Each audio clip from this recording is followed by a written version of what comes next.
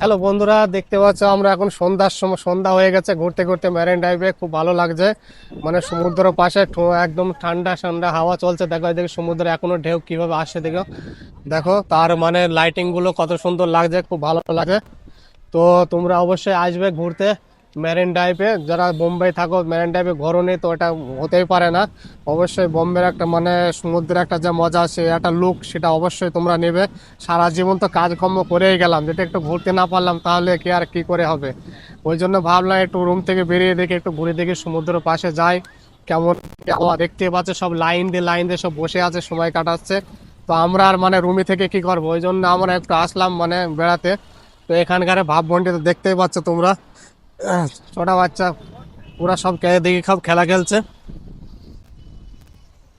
তো অবশ্যই আসবে তোমরা, এইসব জায়গায় মিস করবে না ঘুরতে। খুব দারুণ একটা অমায়িক একটা জায়গা, খুব সুন্দর একটা জায়গা। তো অবশ্যই মিস করবে না। দেখতে পাচ্ছ এদিকে সব লাইন দিয়ে কিভাবে বসে